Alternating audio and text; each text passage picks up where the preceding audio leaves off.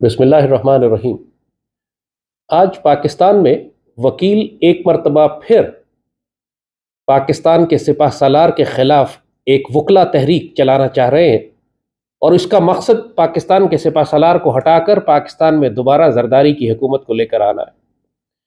इससे पहले कि हम इस मौजूदा वकला की बगावत पर बात करें, हम आपको माजी में जनरल मुशर्रफ के दौर में लेकर जाएंगे, क्योंकि जो कुछ आज हो रहा है इसका बहुत गहरा ताल्लुक जनरल मुशर्रफ के दौर से है।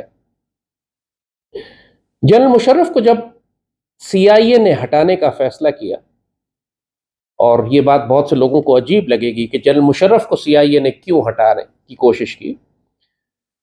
फैक्ट इज कि जनरल मुशर्रफ एक पेट्रियट थे, वो पाकिस्तान के गद्दार नहीं थे। उनसे बहुत बड़ी बड़ी सियासी गलतियां हुई, मुश्किल डिसीजंस थे जो उस वक्त लिए गए। 9/11 के बाद पूरी दुनिया इस वक्त पाकिस्तान के खिलाफ थी। इंडिया बेसिस ऑफर कर रहा था अमेरिकन को कि आप अफगानिस्तान पर हमला करने के बजाय पाकिस्तान पर हमला करें।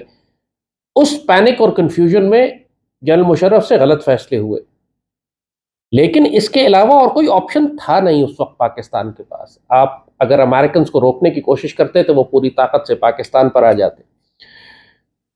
तो लोगों ने एक परसेप्शन बिल्ड करनी शुरू कर दी कि जनरल मुशर्रफ CIA के आदमी हैं, अमेरिका के आदमी हैं। That is not true. ये बात जनरल ज़िया के बारे में भी कही गई थी कि जनरल ज़िया ने चूंकि अफगान जंग में अमेरिकन का साथ दिया था और सोवियत यूनियन को शिकस्त दी थी, तो परसेप्शन ये बिल्ड की गई कि जनरल ज़िया अमेरिकन CIA के आदमी हैं, जबकि रियलिटी 100% मुख्तलिफ है। जनरल ज़िया ने अमेरिकन की कमज़ोरी को एक्सप्लॉइट किया और एक्सप्लॉइट करने के नतीजे में पाकिस्तान का एटमी प्रोग्राम बनाया, सोवियत यूनियन को तबाह बर्बाद किया, हमारी मगरबी सरहदें महफूज की, कश्मीर के जहाद और पाकिस्तान के तमाम अतराफ में जियो स्ट्रेटेजिक अलायंसेस बनाए। पाकिस्तान को एक मजबूत तरीन एटमी रियासत जनरल ज़िया ने बनाया। अमेरिकन को एक्सप्लॉइट किया गया, अमेरिकन को इस्तेमाल किया गया। तो जनरल मुशर्रफ के दौर में वो इतना स्मार्टली नहीं खेल सके जितना जनरल ज़िया खेले थे, लेकिन मुशर्रफ की नीयत पर मुझे कभी भी कोई शक नहीं रहा। I personally met him so many time, और वो जाती तौर पर एक बहुत ही पेट्रियट ऑफिसर था। एक हद के बाद अमेरिकन उनको पुश कर रहे थे बहुत सारे ऐसे काम करवाने के लिए जो पाकिस्तान के स्ट्रेटेजिक इंटरेस्ट के खिलाफ थे। मसलन इसराइल को रिकग्नाइज करवाना। जनरल मुशर्रफ ने खुद कोशिश की, शुरू में उनको एडवाइस यही किया गया था कि पाकिस्तान के लिए बेहतर है, लेकिन शुक्र है उस वक्त कुछ अच्छे एडवाइजर्स उनके आसपास थे। उसमें मेरा अपना किरदार बहुत बड़ा था कि हमने उनको इसराइल को रिकग्नाइज करने से रोका। दूसरा, इराक फौज नहीं भेजी उन्होंने, वो इराक फौज भिजवाना चाह रहे थे अमेरिकन। फिर एटमी प्रोग्राम को रोल बैक करने के मामले में जनरल मुशर्रफ ने कहा absolutely there is no compromise. 2005 में CIA ये डिसाइड कर चुकी थी कि 2015 तक पाकिस्तान को एक फेल्ड स्टेट डिक्लेयर करके डिसमेंबर कर देना। ये डॉक्यूमेंटेड फैक्ट्स हैं, ये मैं हवाई बातें नहीं कर रहा हूँ। वो तमाम लोग जो ग्लोबल और रीजनल जियोपॉलिटिक्स की तारीख को जानते हैं वो अच्छी तरह जानते हैं कि मैं क्या कह रहा हूँ। 2005 में CIA की रिपोर्ट्स आ गई थी और ये मुशर्रफ का दौर था कि हम 2015 तक पाकिस्तान को डिसमेंटल कर देंगे। अमेरिकन चाहते यही थे कि जनरल मुशर्रफ के जरिए ये काम करवाया जाए, लेकिन कुछ रेड लाइंस थी जो जनरल मुशर्रफ क्रॉस नहीं कर सकते थे। सो CIA ने फैसला किया कि जनरल मुशर्रफ को इख्तिदार से हटाकर इनकी जगह पर जरदारी को लाया जाए। बेनज़ीर को नहीं, जरदारी को। ये इंपॉर्टेंट पॉइंट है। 2007 के आसपास, आपको याद होगा कि 2007 और 8 के आसपास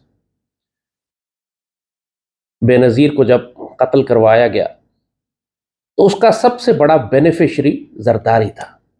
इन्होंने इल्ज़ाम बहुत आसानी से लगा दिया कि प्रेसिडेंट मुशर्रफ ने कत्ल कराया, आर्मी ने कत्ल कराया। आज भी इसी नैरेटिव को लेके ये चलते हैं, लेकिन आपको याद होगा कि वो जरदारी था जिसने पोस्टमार्टम नहीं होने दिया था, जिसने ये कहा कि हम उस इन्वेस्टिगेशंस पर एतबार ही नहीं करेंगे कि जो पाकिस्तान के अंदर हो रही हैं। और बाद में जब इनकी अपनी हुकूमत भी आई तो इन्होंने यूनाइटेड नेशन से एक बंदा बुलवाया इन्वेस्टिगेट करने के लिए, और वो शख्स ऑन रिकॉर्ड है। वो कहता है कि जब मैं लैंड किया तो मुझे इन्होंने कहा कि आप घूमने फिरने तफरी करने चले जाइए, रिपोर्ट हमने पहले ही बना दी है आपके लिए। और रहमान मलिक ने एक बनी बनाई रिपोर्ट इसके हाथ में दी और कहा कि आप इसको यूनाइटेड नेशंस की रिपोर्ट बनाकर रिलीज कर दें।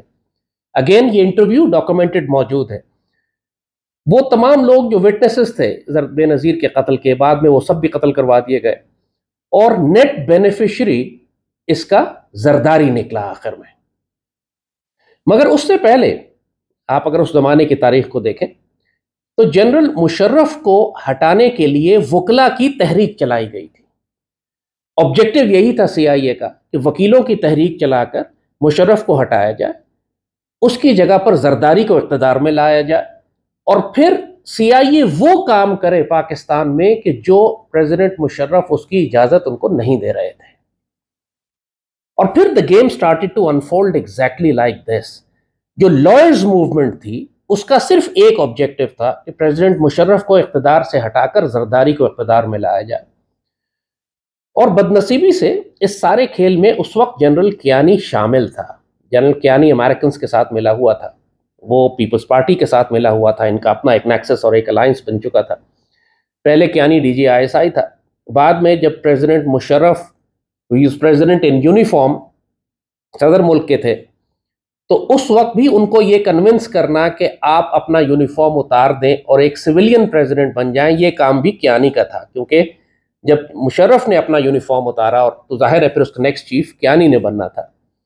और यही वो टाइम था कि जब लॉयर्स मूवमेंट इनकी चल रही थी और फिर कियानी ने ही प्रेसिडेंट मुशर्रफ को कन्विंस किया कि आप रिजाइन कर दें, क्योंकि ये लॉयर्स मूवमेंट अब आपको इक़्तिदार से हटा देगी और आपको इम्पीच कर दिया जाएगा और आपके खिलाफ नो कॉन्फिडेंस मोशन आ जाएगी। सो बहुत ज़्यादा गंद उस वक्त बनाया गया प्रेसिडेंट मुशर्रफ के खिलाफ, या दूसरे लफ्ज़ों में हम कहें पाकिस्तान आर्मी के सिपा सालार के खिलाफ, क्योंकि इस सिपा सालार को हटाकर इन्होंने जरदारी को लाना था। वो सारा कुछ मैनूवर किया गया। इसमें जैसे कहा कि कियानी का बहुत बड़ा किरदार था, he played along with Zardari and CIA। मगर उस वक्त अल्लाह ने करम एक ये किया कि जो उस वक्त पाकिस्तान के DGISI थे, जब कियानी चीफ बन गया तो जो DGISI थे वो जनरल पाशा थे। और ये वो वक्त था जो पाकिस्तानी कौम ऊपर से नहीं जानती कि जब इफ्तिखार चौधरी चीफ जस्टिस बनाया जा चुका था, जो शदीद मुखालिफ था पाकिस्तान का, उसने जो तबाही मचाई इफ्तिखार चौधरी ने। इफ्तिखार चौधरी को चीफ जस्टिस बनाने के लिए जो लॉयर्स मूवमेंट चलाई गई थी मुशर्रफ को हटाने के लिए, उसमें खुद इमरान शामिल था। और क्या तकरीरें होती थी उस वक्त, तमाम पॉलिटिकल पार्टीज करती थी कि अगर इफ्तिखार चौधरी चीफ जस्टिस बन जाएगा तो अदलिया आज़ाद हो जाएगी और पाकिस्तान आज़ाद हो जाएगा। वही आज़ादी की बकवास जो ये आज करते हैं और सारे प्लांटेड CIA के लोग अपॉइंट किए जाते हैं इन नारों के पीछे। तो नतीजा यही हुआ कि प्रेसिडेंट मुशर्रफ हटाए गए, इफ्तिखार चौधरी चीफ जस्टिस बनाया गया, जरदारी सदर बनाया गया, पीपल्स पार्टी का प्राइम मिनिस्टर था और Kayani became the army chief. लेकिन इस सारे ड्रामे में, इस सारे खेल में, जब CIA वॉज 100% श्योर कि अब हमने पाकिस्तान को अपनी गिरफ्त में ले लिया है, एक आदमी रुकावट बन गया, that was DGISI general Pasha. और ये वो वक्त था कि जब एक खौफनाक जंग शुरू हो गई ISI और CIA के दरमियान। ये हमारी तारीख का एक बड़ा ही अनरिटन लेकिन एक फैसिनेटिंग दौर है कि कहाँ किस तरह ISI ने स्टैंड ले लिया पाकिस्तान को डिफेंड करने के लिए। वो जाहिर है ओवर्टली नहीं, खुल के नहीं कर सकते थे, ये बात अखबारों में, खबरों में, मीडिया में तो नहीं आ सकती थी कि ISI और CIA की लड़ाई है, क्योंकि आर्मी चीफ कियानी था, सदर जरदारी था, प्राइम मिनिस्टर गिलानी था, चीफ जस्टिस इफ्तिखार चौधरी था, सारे कॉम्प्रोमाइज थे। तो इसमें एक DGISI, अब इसका ये इसीलिए तमाम पॉलिटिकल पार्टीज चाहती हैं कि DGISI को कंट्रोल करें, क्योंकि ये पाकिस्तान का ऐसा ताकतवर ओहदा है कि अगर यहां तगड़ा आदमी आ जाए तो तमाम तर इदारों में कॉम्प्रोमाइजेस होने के बावजूद भी ये पाकिस्तान को सीधा चट्टान की तरह खड़ा रह सकता है, पाकिस्तान का दिफा कर सकता है। तो जनरल पाशा ने एक मैसिव काउंटर अटैक किया CIA के खिलाफ। लोगों को चूंकि याद नहीं होता, जैसे हमने कहा मेमोरीज बहुत शॉर्ट है, ये वाहिद वक्त था पाकिस्तान की तारीख में जब CIA के स्टेशन चीफ की आइडेंटिटी एक्सपोज की गई, उसके खिलाफ केस फाइल किए गए इस्लामाबाद में, और CIA के स्टेशन डायरेक्टर को मजबूर किया गया कि वो पाकिस्तान छोड़कर चला जाए। जरदारी के दौरे हुकूमत में हो ये रहा था, हुसैन हक्कानी चूंकि एम्बेसडर लगा दिया था इन्होंने अमेरिका में, तो उसने हजारों की तादाद में CIA एजेंट्स को वीजे, इसराइली एजेंट्स को वीजे दिए थे पाकिस्तान में आकर दहशतगर्दी करने के लिए। और ISI के मना करने के बावजूद हुसैन हक्कानी ने जरदारी के साथ मिलकर, कियानी के साथ मिलकर इतने वीजे इशू किए थे कि उस सांपों के नेटवर्क को पाकिस्तान में तोड़ना एक बहुत बड़ा चैलेंज बन गया ISI के लिए। लोग रेमंड डेविस की बात करते हैं कि जी रेमंड डेविस एक वोट पकड़ा गया क्योंकि पूरी कौम ने देख लिया, लेकिन उस रेमंड डेविस पे एतराज किया जाता है जी खुद जनरल पाशा ने उसको मुल्क से बाहर निकाल दिया। बात सिर्फ ये नहीं है, रेमंड डेविस अकेला बाहर नहीं निकाला गया था, जाहिर है आईएसआई, सीआईए एक बड़ी इंटेलिजेंस एजेंसी है। आप इंटेलिजेंस एजेंसीज के साथ कुट्टी करके नहीं बैठ जाते कि हम नाराज हो गए, आइंदा बात नहीं करेंगे। आपको हमेशा दहशतगर्द तंजीमें हो या इंटेलिजेंस एजेंसीज हो, जो एक अच्छी इंटेलिजेंस एजेंसी होती है वो हमेशा कोई ना कोई नेगोशिएशन के दरवाजे खुले रखती है हमेशा। जिन लोगों ने इंटेलिजेंस फील्ड में काम नहीं किया हुआ वही बकवास करते हैं कि जी कुट्टी कर लेते, नाराज हो जाते, सबसे बात ताल्लुकात बंद कर देते, उनको बाहर निकाल देते। दुनिया में इस तरह कोई एजेंसी काम नहीं करती। Everybody keeps a certain backdoor relationships हमेशा रखे जाते।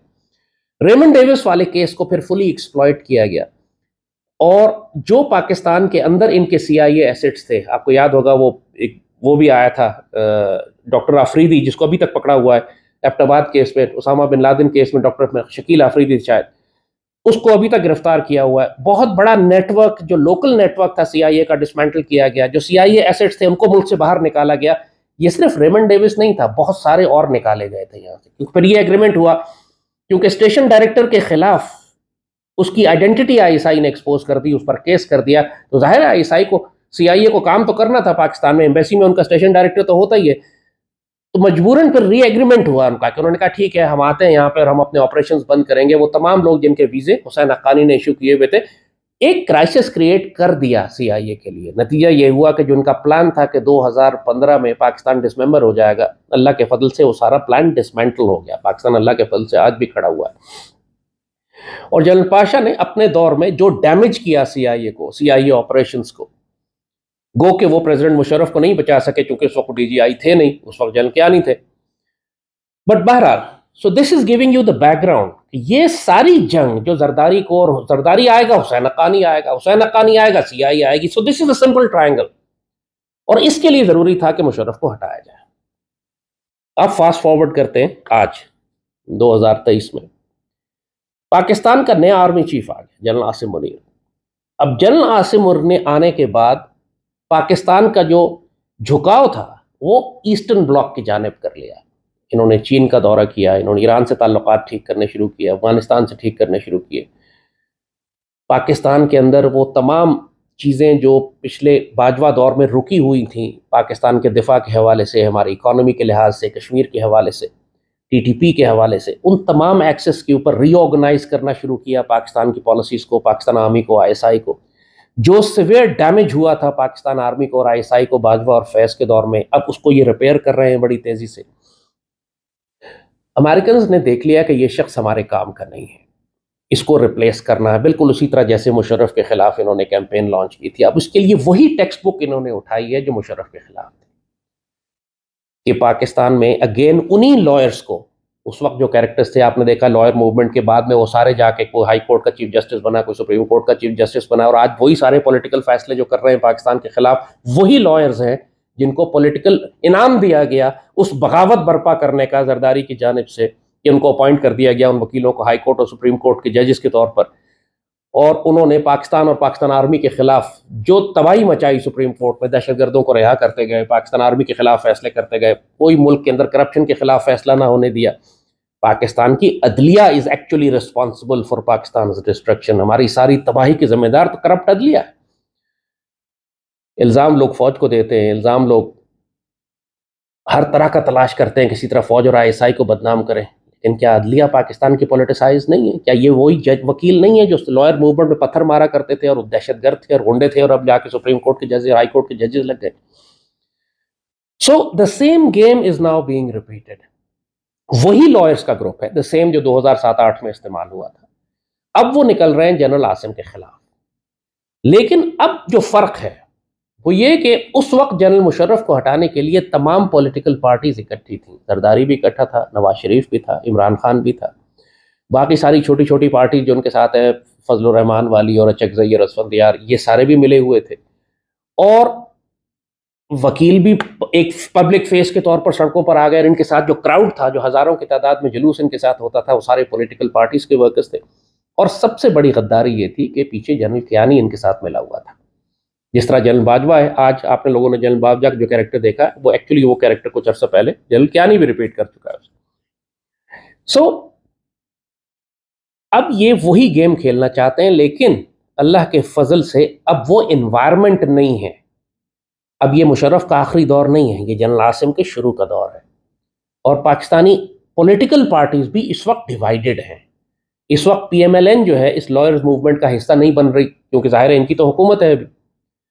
जरदारी इसमें पूरी तरह इन्वॉल्व है, वो यही चाहता है कि इन लॉयर्स और इन वकीलों के जरिए लॉन्च करके अपनी, उसने देखा है कि PTI कमजोर हो गई है। PTI, इमरान ने खुदकुशी कर ली सियासी तौर पर। इमरान को किसी ने नहीं गिराया, उसने खुद अपने आप को खुदकुशी की है, खुद अपने पांव पे कुल्हाड़ी मारी, खुद अपने घर को आग लगाई, अपनी पार्टी को डिसमेंटल उसने खुद किया। इमरान बहुत बड़ा थ्रेट बन गया था, मगर उसने खुदकुशी कर ली, उसको मारने की जरूरत ही नहीं पड़ी। अब तो सिर्फ कानून है जो अपना रास्ता बना रहा है, वो चीखें मारते फिर रहा है।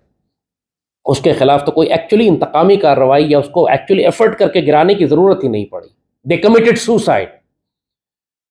और अब इस वैक्यूम को जरदारी फील कर रहा है कि मैं सिंध, जिस तरीके से सिंध में इलेक्शन करके इन्होंने पूरा सिंध अब कैप्चर कर लिया है, बिल्कुल धोस धांधली, फ्रॉड और बदतमीजी के साथ, मेयर से लेकर चीफ मिनिस्टर तक अब इनके पास है। और अब ये समझ रहा है कि ये अगले इलेक्शन में ये पूरा सिंध या हो सकता है पूरा पाकिस्तान कैप्चर कर ले, जो इसका प्लान है। इंशाल्लाह होगा नहीं।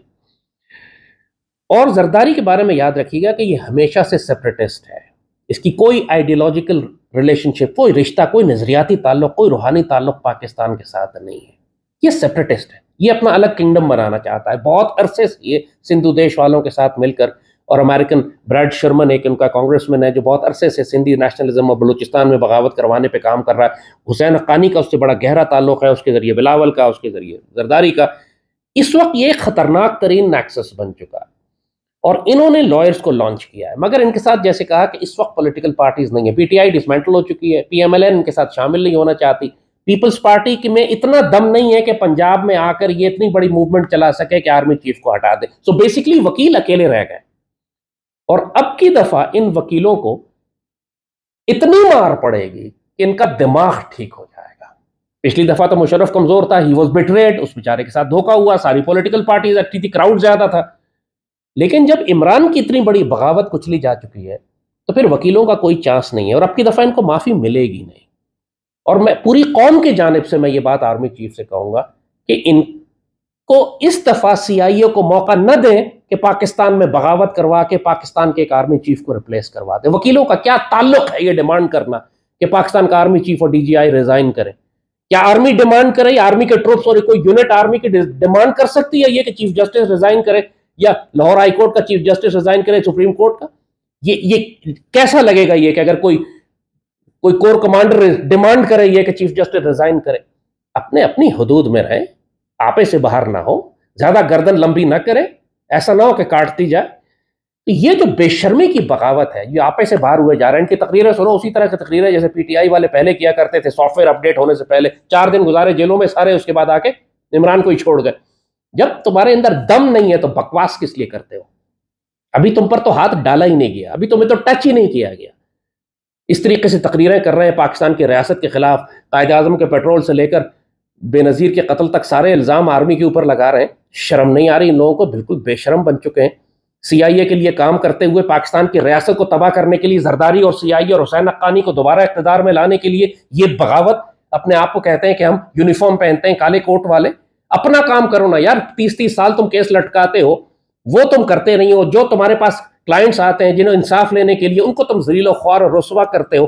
तुम्हें सियासत की पड़ी हुई है कि आर्मी चीफ कौन होगा तो DGI कौन होगा। तुम्हारा कौन सा मैंडेट है ये फैसला करने वाला? तो करो फिर बिस्मिल्लाह। अब आर्मी और ISI भी फिर अपनी ताकत इस्तेमाल करेगी। मैं पूरी कौम के जाने चाहिए। अब वकीलों को कौम को रोकना चाहिए, क्योंकि अब इनके साथ ये बहुत हो गई, बहुत। इस वक्त पाकिस्तान में सबसे बड़ा गुंडों का जो ऑर्गेनाइज गिरोह है वो लॉयर्स हैं। शैतान, जब वो अकबर इलाहाबादी का मशहूर शेर है, जब वकील हुआ पैदा तो शैतान ने कहा आज हम भी साहिब औलाद हो गए। बिल्कुल ठीक कहा था उन्होंने। यहाँ पे मैं उन वकीलों की बात नहीं कर रहा हूँ जो प्रोफेशनल हैं, जो अपना काम करते हैं, जो अपनी ड्यूटी कर रहे हैं, या जो पाकिस्तान की आर्मी के फेवर में हैं, या पाकिस्तान की नजरियाती असास के साथ हैं, पाकिस्तान के खिलाफ नहीं जाते। मैं उन वकीलों के बारे में बात नहीं कर रहा हूँ। मैं उन वकीलों के बारे में बात कर रहा हूं जो इस वक्त लॉयर्स मूवमेंट का हिस्सा बनकर CIA का काम करके पाकिस्तान आर्मी चीफ और DGI के खिलाफ कैंपेन चलाकर जरदारी और बिलावल को और हुसैन हक्कानी को इख्तिदार में लाना चाहते हैं। तो this is the game plan. Pakistani कौम अब समझ गई है। वो कहते हैं अंग्रेजी में कि fool me once shame on you, fool me twice shame on me. मोमिन एक सुराख से 2 दफा नहीं डसा जाता। ये एग्जैक्टली यही टेक्स्ट बुक CIA 2008 में मुशर्रफ के खिलाफ इस्तेमाल कर चुकी है। अब 2023 में यही टेक्स्ट बुक जनरल आसिम के खिलाफ इस्तेमाल हो रही है। लेकिन अब रेजिस्ट किया जाएगा। और पाकिस्तान में जितने भी पेट्रियाटिक ग्रुप्स हैं, पाकिस्तानी हैं, पाकिस्तान से प्यार करने वाले हैं, उनसे मैं कहूंगा कि जब ये वकील निकले फिर आप इनका रास्ता आप रोकें। आप आर्मी को मत आगे आने दें, इनका आर्मी अपना काम करे जो कर रही है। अगर ये इस किस्म के ये सिविलियंस बगावत करते हैं फौज के खिलाफ, फिर हम सिविलियंस रोकेंगे इनको। इन ग्रुप्स को निकलना चाहिए, इन वकीलों को रोकें। तसादुम है तो फिर तसादुम है, तुम भी तो बगावत कर रहे हो, तुम भी तो गद्दारी कर रहे हो, तुम भी तो CIA जरदारी और बिलावल को लाके मुसल्लत करना चाहते हो पाकिस्तान पर। पाकिस्तान के अच्छे आर्मी चीफ को जो पाकिस्तान के दिफा के लिए काम कर रहा है उसको तुम हटाना चाहते हो, क्यों, किसके कहने पर? अब नहीं होगा ये, यू विल बी रेजिस्टेड, तुम्हारी मज़ाहमत की जाएगी। पाकिस्तान से प्यार करने वाले भी करेंगे, कानून भी तुम्हारे खिलाफ खड़ा होगा, और जरूरत पड़ी तो फौज भी ठोकेगी तुम्हें। हम फौज से कहते हैं इनकी ऐसी की तैसी फेर दें, बिल्कुल परवाह ना करें कि दुनिया क्या कहेगी, ये लोग क्या कहेंगे। अगर ये बदतमीजी और बगावत पर आए हुए हैं, फिर जो जबान ये समझते हैं उसी जबान में इनसे बात करें, क्योंकि ये बदतमीजी बहुत हो चुकी है। एक दफ़ा हम 2008 में देख चुके हैं, और जो नुकसान उसके बाद पाकिस्तान को हुआ कि जब जरदारी की हुकूमत आ गई, और इफ्तिखार चौधरी की और हुसैन हक्कानी की जो तबाही मची पाकिस्तान में, आज तक पाकिस्तान उसके जख्म उठा रहा है। हम जख्म अभी तक वो जख्म भरे नहीं है हमारे, तो ये इसको दोबारा रिपीट करना चाह रहे हैं। तो बाकी पाकिस्तानी कौम अच्छी तरह समझ ले कि उनके साथ होने क्या जा रहा है। इस वक्त सिर्फ आपने पाक फौज के साथ खड़े होना है, किसी सियासी जमात के साथ नहीं खड़े होना।